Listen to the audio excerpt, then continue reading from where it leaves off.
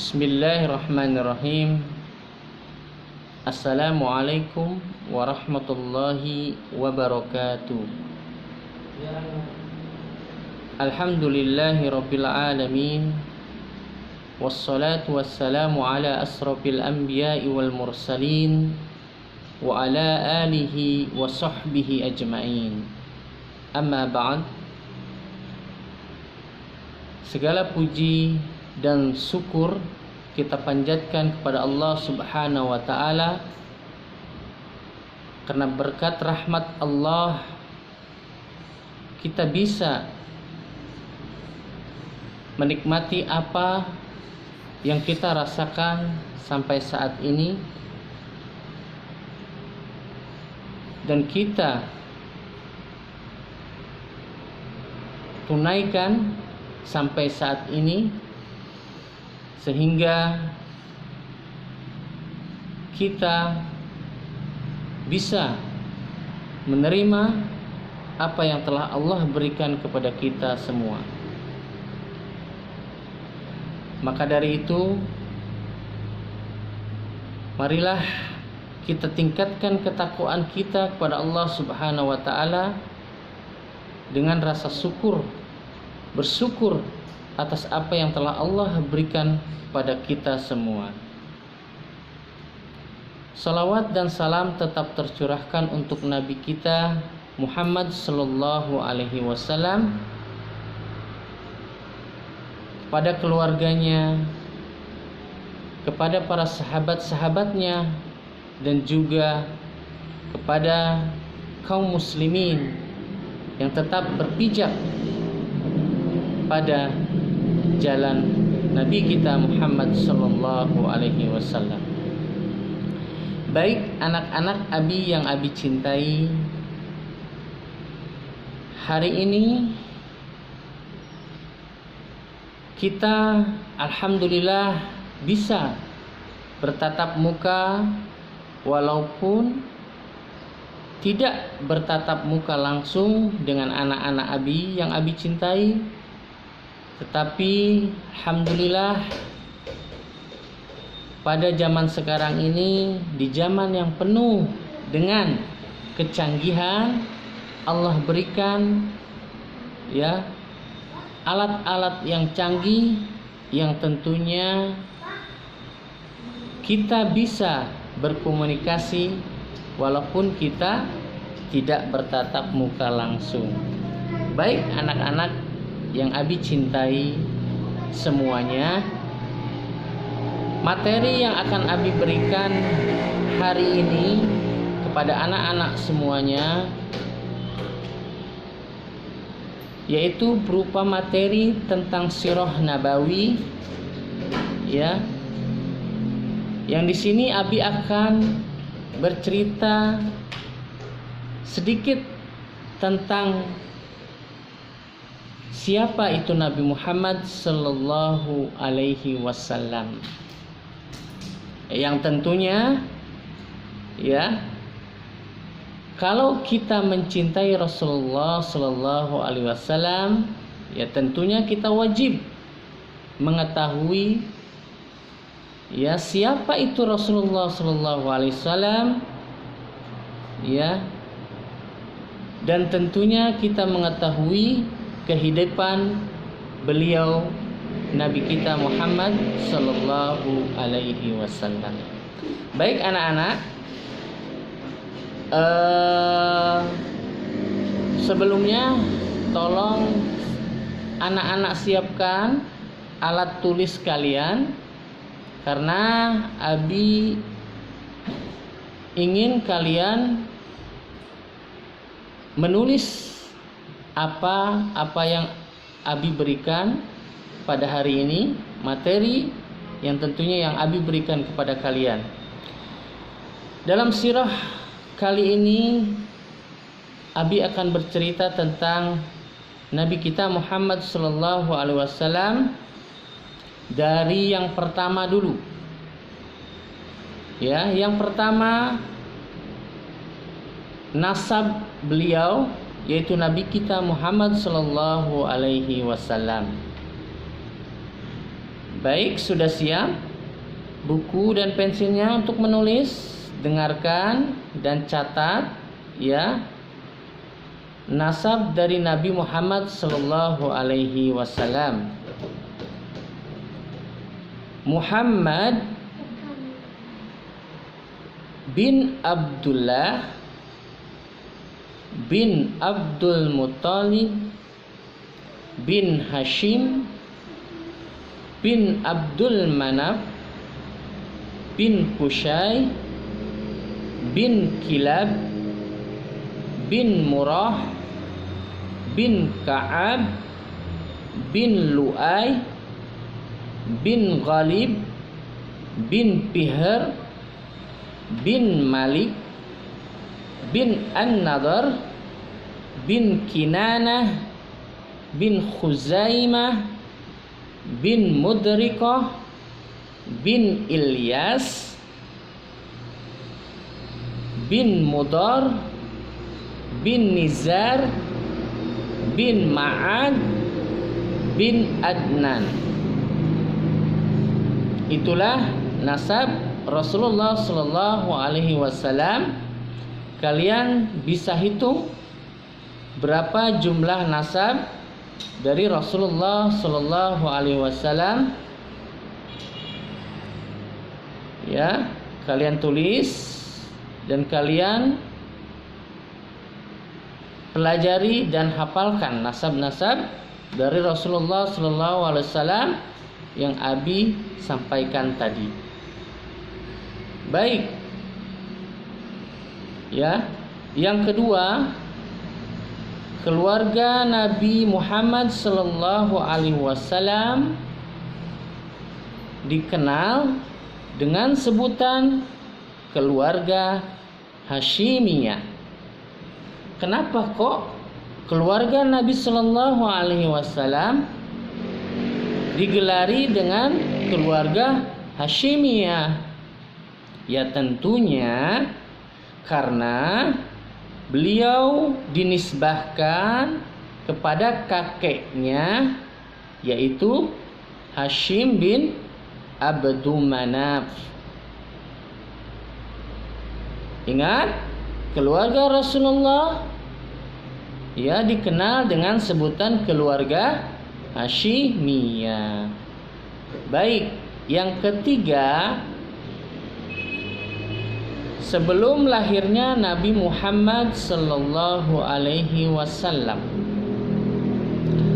sebelum diutus menjadi Rasulullah, adik-adik, anak-anak Abi yang Abi sayangi, perlu anak-anak ketahui bahwasannya di Masjidil Haram itu terdapat banyak patung, ya, terdapat banyak patung. Dan tentunya anak-anak sudah ingat materi ini Abi pernah sebutkan ketika Abi bertatap muka dengan kalian, ya. Berapa jumlah patung yang ada di Masjidil Haram waktu itu? Coba ingat-ingat. Ayo, siapa yang ingat? Ya, baik. Jumlah patung yang berada di Masjidil Haram waktu itu berjumlah 360 patung. Ya, 360 patung. Dan 360 patung itu semuanya mengelilingi Ka'bah. Coba anak-anak bayangkan, begitu banyaknya patung mengelilingi Ka'bah pada waktu itu. Berjumlah berapa banyaknya? 360 patung mengelilingi Ka'bah. Ya, coba anak-anak bayangkan. Ka'bah itu berbentuk apa? Berbentuk kubus. Terus dikelilingi oleh 360 patung pada waktu itu. Makanya ya, patung-patung itu telah mengotori kesucian masjid dan menghalangi ibadah kepada Allah Subhanahu wa ta'ala. Jadi pada waktu itu kaum musyrikin menjadikan patung-patung itu sebagai Tuhan yang disembah. Coba adik-adik bayangkan patung disembah. Coba sekarang Abi mau tanya kepada kalian, patung bisa ngomong nggak? Coba tanya sama adik-adik, hei patung, aku minta uang jajan dong. Coba mereka menjawab nggak? Nggak mungkin, ya, nggak mungkin patung itu berbicara, ya. Jadi kaum musyrikin pada waktu itu menjadikan patung-patung itu sebagai Tuhan yang disembah. Ya, untuk patung itu mereka menyembelih kurban, hewan kurban disembelih untuk persembahan untuk patung-patung tersebut. Ya, mereka memberikannya kepada patung-patung tersebut. Mereka kaum musyrikin pada waktu itu memberikan, ya, ketaatan yang total kepada patung-patung tersebut. Sehingga kalau ada orang yang tidak mau taat kepada patung-patung tersebut, mereka mengatakannya celaka bagi kalian. Ya, bagi kalian, kata mereka. Ya. Jadi pada waktu itu kaum musyrikin menyembah patung-patung yang berada di Masjidil Haram atau yang berada di Ka'bah. Ya, di dalam suasana kesesatan yang semacam itu, Allah menghendaki adanya pernikahan antara siapa, ayo? Pernikahan antara siapa, ayo? Pernikahan antara Abdullah bin Abdul Muttalib dengan Aminah binti Wahab. Ya. Ya, jadi Allah menghendaki adanya pernikahan antara Abdullah bin Abdul Muttalib dengan Aminah binti Wahab. Baik, yang keempat, lahirnya Nabi Muhammad sallallahu alaihi wasallam. Dari pasangan ini Allah mentakdirkan munculnya manusia paling agung dalam sejarah kemanusiaan. Ya. Ayahandanya meninggal, ya, ketika beliau masih dalam kandungan ibundanya. Coba anak-anak sekalian, Nabi kita Muhammad sallallahu alaihi wasallam itu sudah mendapat gelar anak yatim sebelum Nabi kita lahir ke dunia. Ya, Nabi kita Muhammad sudah yatim ketika beliau berada dalam kandungan ibundanya. Ya. Jadi waktu itu Abdullah, ya, ayahanda dari Nabi kita Muhammad sallallahu alaihi wasallam meninggal, ya, meninggal ketika Nabi kita masih berada di dalam kandungan ibundanya.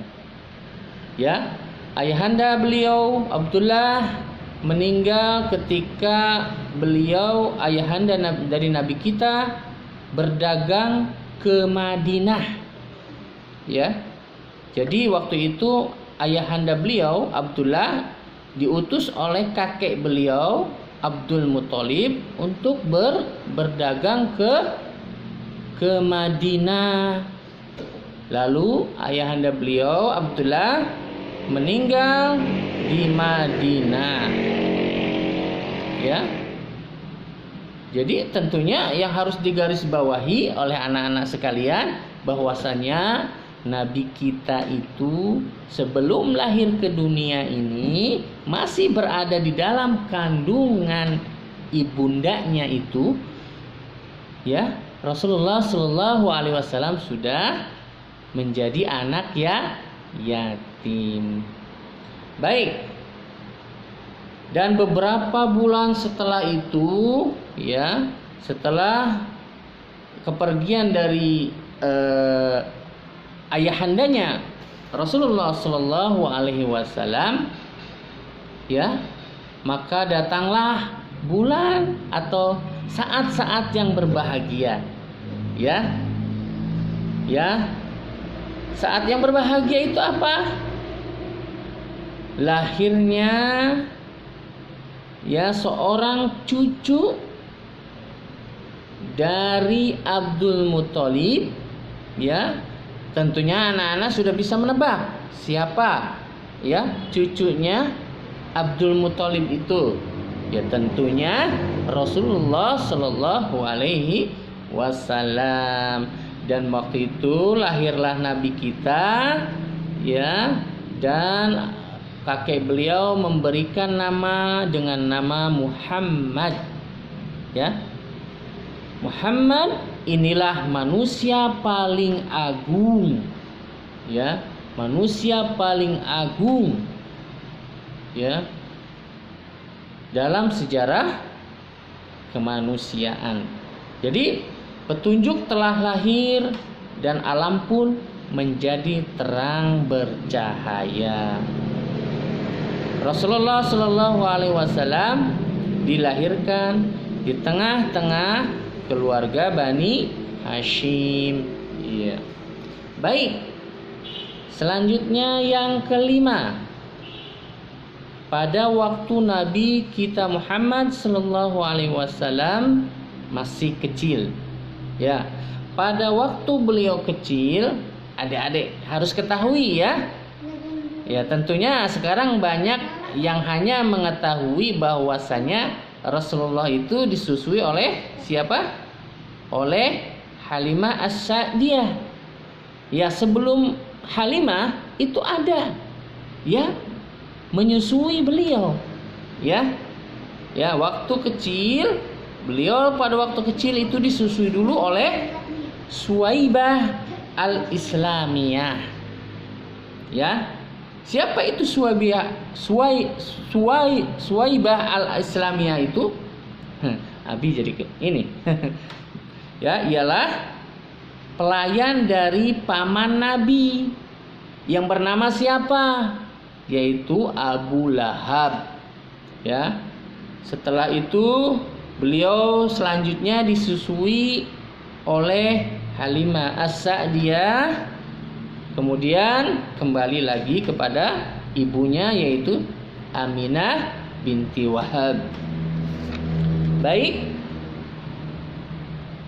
Yang selanjutnya, yang keenam, ibu Nabi Muhammad Sallallahu Alaihi Wasallam meninggal.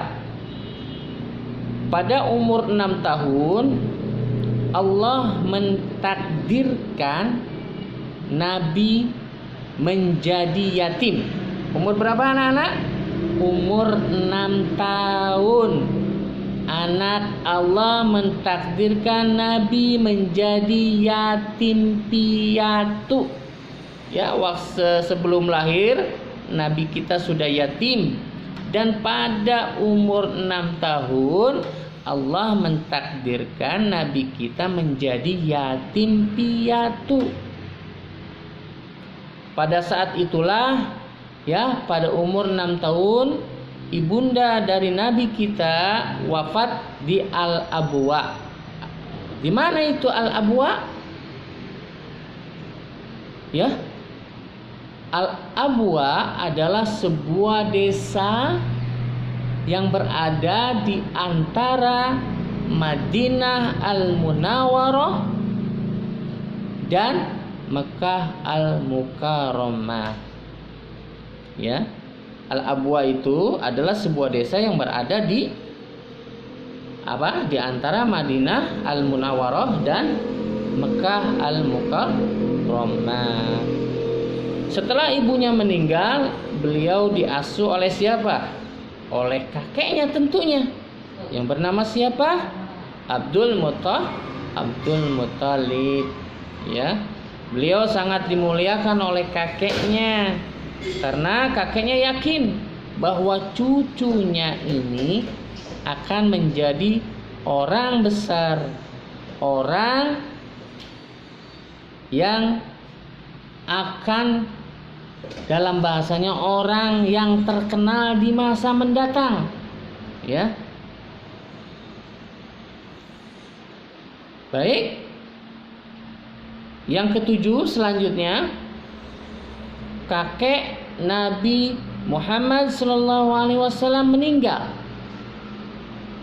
Ya, setelah 2 tahun ibunya meninggal, jadi ibunya Nabi kita Aminah ya meninggal.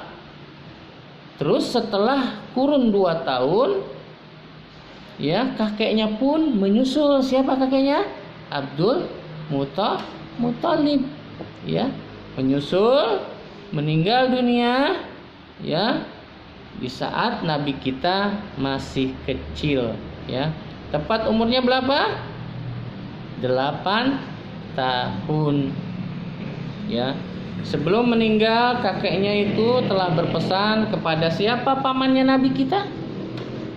Abu Thalib. Ya, sebelum meninggal kakeknya sudah berpesan kepada Abu Thalib untuk mengasuh Nabi kita Muhammad sallallahu alaihi wasallam. Yang ke-8, Nabi Muhammad sallallahu alaihi wasallam diasuh oleh pamannya. Siapa pamannya yang Nabi telah sebutkan? Yaitu Abu Thalib. Ya. Setelah itu Nabi diasuh pamannya Abu Thalib pada umur 9 tahun, pada umur 8 tahun, dan pada umur 9 tahun Nabi kita berdagang bersama pamannya ke negeri Syam. Ya. Tak kala sampai di suatu tempat, yaitu di suatu tempat yang dinamakan tempat itu yaitu Bushra. Ya, mereka bertemu dengan seorang pendeta bernama Bukhaira. Ya. Dan dia memberitahukan pendeta tersebut kepada pamannya Nabi, yaitu Abu Thalib. Ya. Ya, dia memberitahukan kepada paman Nabi bahwa Muhammad akan menjadi seorang nabi. Maka dia pun menyuruh Abu Thalib untuk pulang lagi. Ya. Jadi waktu itu mereka mengadakan perjalanan untuk berdagang ke negeri Syam, dan sampai di suatu tempat yang dinamakan Bushra, mereka bertemu dengan seorang pendeta yang bernama Bukhaira. Dan Bukhaira ini menyampaikan kepada paman Nabi bahwasanya Muhammad ini akan menjadi seorang nabi. Ya, maka pendeta itu pun menyuruh kepada rombongan Abu Thalib atau paman Nabi kita itu untuk pulang kembali ke Mekah. Ya, ya baik. Nabi Muhammad yang ke-9 selanjutnya, Nabi Muhammad sallallahu alaihi wasallam berumur 25 tahun. Ya. Singkat cerita, Nabi kita sudah berumur 25 tahun. Orang-orang Quraisy mengenalnya sebagai orang yang jujur. Ya. Nabi kita itu orang jujur, paling jujur, manusia paling jujur. Ya, makanya ya dapat dipercaya. Ya, sehingga sifat Nabi yang jujur ini didengar oleh seorang perempuan yang bernama siapa? Ayo. Ya, seorang saudagar wanita kaya. pada waktu itu siapa? Yang bernama Khadijah, ya. Lalu dia menawarkan Nabi Shallallahu Alaihi Wasallam membawakan dagangannya, ya. Khadijah menawarkan kepada Nabi kita untuk membawa dagangannya. Jadi istilah kerennya, Khadijah ini menitipkan barangnya kepada Nabi kita untuk dijual, ya. Dan di dalam perjalanan perdagangannya ini Khadijah menyertakan siapa? Seorang wanita juga yang bernama Maisyarah, ya, untuk turut serta berdagang bersama Rasulullah Shallallahu Alaihi Wasallam, ya. Setelah pulangnya berdagang, jadi singkat cerita Maisyarah ini menceritakan kejujuran Nabi kepada Khadijah. Ya, wahai Khadijah, ternyata setelah aku lihat, aku menyertai Muhammad ini dalam berdagang, dia sangat jujur sekali, wahai Khadijah. Ya, makanya Khadijah terkesan dengan kejujuran yang dimiliki oleh Nabi kita Muhammad Sallallahu Alaihi Wasallam, dan akhirnya Khadijah ini menawarkan diri untuk dinikahi, ya. Dan permintaan Khadijah ini pun dikabulkan oleh Allah. Nabi kita Muhammad Sallallahu Alaihi Wasallam menerima, ya, Khadijah, ya, dan terjadilah pernikahan antara Nabi kita Muhammad Sallallahu Alaihi Wasallam dengan Khadijah, dan Nabi kita waktu itu berumur 25 tahun dan Khadijah berumur 40 tahun. Baik, anak-anak Abi yang Abi cintai, yang ke-10, ya, peletakan Hajar Aswad, ya. Orang-orang Quraisy mengenal Nabi kita itu sebagai orang yang jujur. Oleh karena itu, tak kala Ka'bah diperbaiki, direnovasi, ya, orang-orang Quraisy memilih beliau sebagai peletak Hajar Aswad, atau yang kita sebut batu hitam, ya, yang terletak di pojok Ka'bah. Baik, anak-anak Abi sekalian, menyimak apa yang Abi sampaikan tadi dari cerita tentang Nabi kita yang agung, Nabi Muhammad Sallallahu Alaihi Wasallam. Tentunya adik-adik, tentunya anak-anak sudah menulisnya kan? Sudah menulisnya? Ya, baik, ya. Mungkin sekelumit atau sedikit tentang sejarah Nabi kita Muhammad SAW yang Abi sampaikan. Semoga apa-apa yang Abi sampaikan tadi, ya, menjadi pelajaran bagi kita semua dan menjadi penambahan ilmu untuk anak-anak sekalian, ya. Dan tentunya Abi berpesan kepada kalian, pelajarilah sirah Nabi, karena kita sebagai seorang muslim yang mengaku kita beragama Islam, jangan sampai kita tidak mengetahui sedikit pun tentang sejarah dari pejuang-pejuang Islam atau dari para nabi-nabi yang Allah pilih, ya, yang tentunya Nabi kita Muhammad Sallallahu Alaihi Wasallam yang pastinya harus kita ketahui. Abi cukupkan materi yang Abi berikan kepada kalian pada hari ini. semoga bermanfaat pertemuan kita walaupun tidak langsung bertatap muka. Semoga pertemuan ini Allah berkahi, dan sebelumnya kita memohon maaf, memohon ampun kepada Allah Subhanahu wa taala, ya. Dan Abi meminta maaf apabila dalam penyampaian Abi ada yang salah, dan kesalahan itu datangnya dari syaitan, ya. Dan semoga dan Allah berlepas diri dari kesalahan itu, dan kita sebagai hamba Allah yang lemah tentunya kita memohon maaf dan meminta pengampunan kepada Allah Subhanahu wa taala. Jadi cukup materi yang Abi sampaikan pada hari ini. Semoga bermanfaat untuk anak-anak Abi semua, dan Abi ucapkan Assalamualaikum warahmatullahi wabarakatuh. Subhanakallahumma wa bihamdik, asyhadu an la ilaha illa anta, astaghfiruka wa atubu ilaik.